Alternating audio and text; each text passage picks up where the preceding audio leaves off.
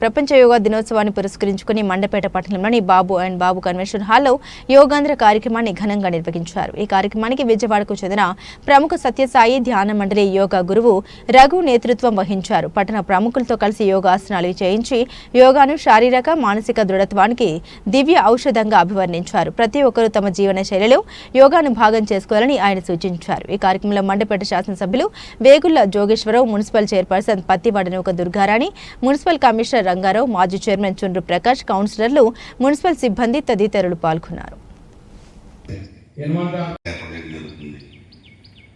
అదే పాటలో మన ఎమ్మెల్యే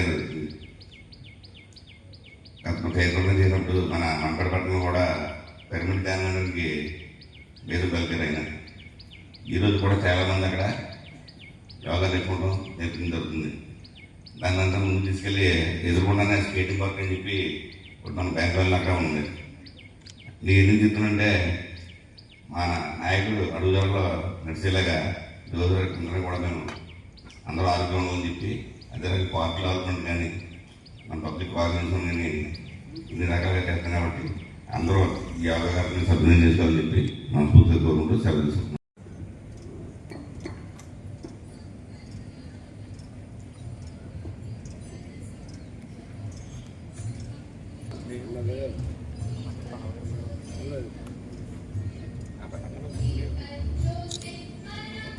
సార్ చెప్పండి.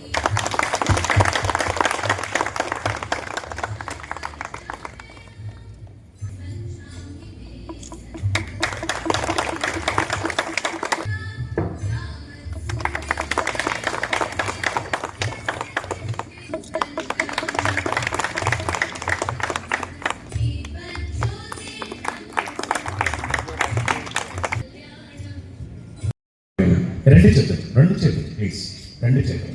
ఇప్పుడు అంటే 9 యొక్క ఆకారంలో వచ్చింది కాబట్టి ఆవిడ భ్రమరాంబిక అంటారు. ఆ భ్రమరాంబి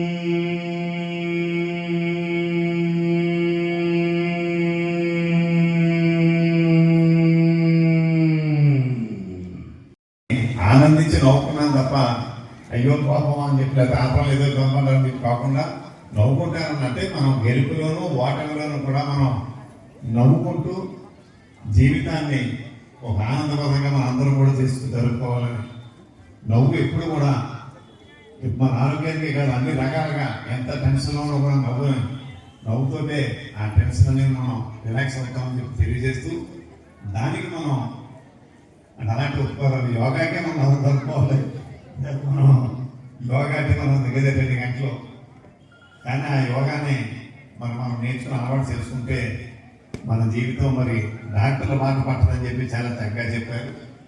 దాన్ని కూడా మనం అందరం పాటిద్దామని చెప్పి అందరికీ సమయంగా తెలియజేస్తూ ఇంత చక్కగా మరి మనకి ఈ 2 గంటల సుమారు చక్కగా చెప్పినటువంటి శ్రీ రఘుజీ గారికి, శ్రీ రాజు గారికి, మరి మన మండపేట పట్టణ సోదర సోదరి వాళ్ళందరి తరఫున కూడా ధన్యవాదాలు.